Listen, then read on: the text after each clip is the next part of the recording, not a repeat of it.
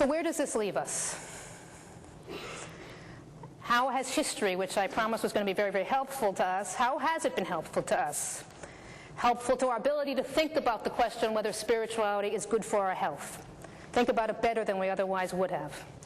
Well, I have 5 thoughts or sort of answers to this question, which I want to lay out for you relatively quickly, and then follow it with just a final thought to wrap up. Here's the first of my 5 thoughts. All these, in a sense, were already implied, but I want to now underscore why they matter. Okay, the first is that we're not dealing here with a single enterprise. We're dealing with a bunch of different enterprises that have been, in a sense, rather artificially brought together under one rubric. Why does this matter? Well, it matters because it liberates us to be more differentiated, more selective in our approach to the question as to whether or not spirituality is good for our health than we might have thought we could have been. We can resist the idea that it's all or nothing. You either accept the claim and all that is used to justify it, or you don't. Instead, what you now feel perhaps you feel you can do is you can evaluate the different claims on their own merits and think through the implications and larger stakes of each of the components on their own terms.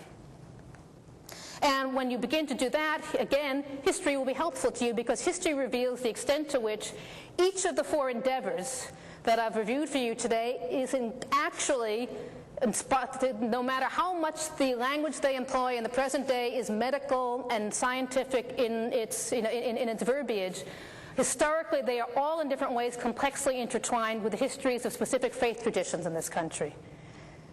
And why does this matter?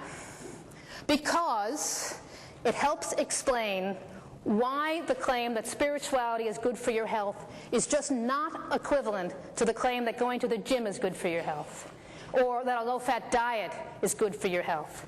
The larger cultural and ethical and even political stakes that we often sense at play in all this work is real. And it's real because it was built into these claims in the process of their historical construction. So partly for this reason, coming on to my 3rd claim, each of the 4 endeavors, because they're distinct, turns out to have different cultural resonances. It turns out to appeal in its own terms to different sectors of our society. Now, what's important about this? Well, it reveals to us the extent to which we're not dealing with a single set of stakes, but with a series of stakes, and some of which may actually pull in different directions. Put another way, the placebo researchers, the Wired for God researchers are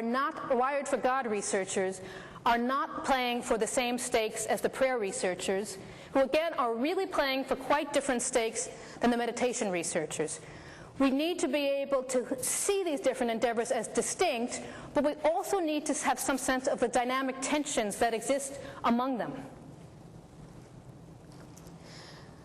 Partly also because the history is important here, going on to my 4th point, each of the 4 endeavors turns out to have quite different scientific and metaphysical resonances. This is a building on my other point. The point here, the basic way to put this point here is that some of these endeavors some of these claims will fit quite comfortably within current norms of scientific and medical naturalism. But others of them, and of course particularly I'm thinking here of the prayer research, are efforts in effect to cause a rent in the very fabric of scientific naturalism. And it's important to have that, to realize this. And my last point, finally, because of the way they've emerged historically, each of these 4 endeavors remains, in our own time now, unstably connected with the various faith traditions that they now are studying. And this is, I think, the most important point of all, because out of this point comes a kind of recommendation. Now, and the recommendation is this, that it may very well be worthwhile continuing to pursue medical and scientific research into some or even all of the claims that I've reviewed for you today. I don't want to judge that.